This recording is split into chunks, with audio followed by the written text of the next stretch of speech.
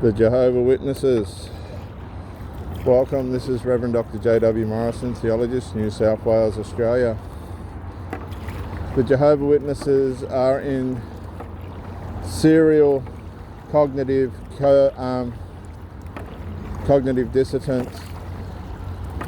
On a daily basis, they push back their consciousness and awareness to try and maintain the lies of the organisation. They learn how not to listen to the warning signals of their mind. And this actually numbs their mind and causes trauma in the mind and brain damage. They do call people mentally diseased, which if anybody ever calls you mentally diseased, you have a right to report that to authorities. Look at those little sparrows there. What a lovely shot of those beautiful little birds. Thank you for joining me, viewers from all around the world. And thank you for the ones that have been contacting me for advice as well on the cult. You will find that the cult will groom you. Spectacular views here today, viewers. The cult members will groom you into the structure of the organisation. They will give you a grandiose sense of you're in something magnificent, and you will be theologically abused while they're doing it. They'll entrain your mind to think that you need to do more, which causes trauma, and then begins to embed the programming for the journey into the shadows and the darkness of the cult without finding out the true identity of the cult. The theological abuse, the sexual abuse that's run through the organisation is as bad as you can get. It's run under the guise, a beautiful big Australian pelican over here, viewers. It's run under the guise of Christianity. They don't even know who Christ is. They think Christ is Michael the Archangel, which Michael the Archangel would be absolutely offended by. There he goes. Look at that spectacular shot of an Australian pelican. Beautiful launch. Excuse me. They have no idea who Christ is. They will program you to be incepted into their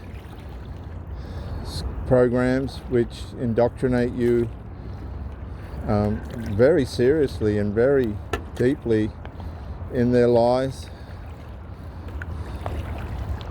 They then inscript your mind with the propaganda and start you on a journey that lasts a lifetime that actually leads nowhere. It's like following a track for days to find gold, only to end up at a quicksand pit.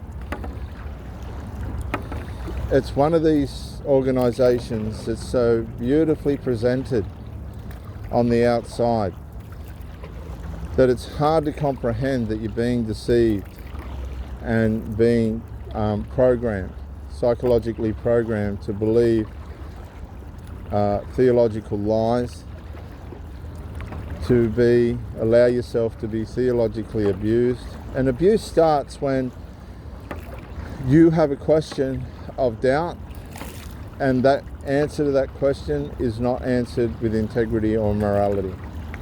It's answered with lies. That's theological abuse. It's also emotional vandalism, psychological assault, and deliberate deception. You are being deliberately deceived by an organisation that knows its theology can only be regarded as cult phenomena. They peddle propaganda in the community. They're frightened of the community. They're frightened of the Christians.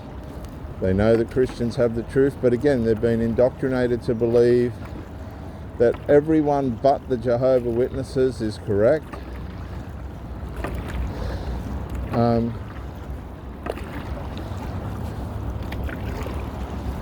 They believe they're an exclusive group. Well, they are an exclusive group, but they're an exclusive, deceived group that are stubborn, arrogant, pompous, and wrong. There's thousands, if not millions, of people across the world being robbed. They put their life earnings into the kingdom halls, and then the organisation sells the kingdom halls out from underneath them and move them to kingdom halls that could be up to 50 or 60 kilometres away from where they live. They strip people of their identity and ability to think for themselves, and they take no responsibility for any of it. And this is my point. You need to get into some study outside that organisation and understand that it is petty, pitiful theology that abuses the spirit and the mind of its listeners in a way in which propagates their devotion and faithfulness and loyalty to the cult, not to the Lord Jesus Christ. It's all to uphold the cult. It's all to keep the cult business going. All of it. Not some of it, all of it. Because if you turn to Christ, you have independence. You're not reliant on a cult or a religious organisation. You're relying on Christ, and you're allowed to get out and live like I am now. You're not summoned to do what the cult says and this sort of thing. So it's harmful, it's abusive, it vandalises your identity, your emotional condition, and your spirit under the guise of theological abuse. It will take years for you to recover, if not a lifetime, because you'll be violated, so badly violated.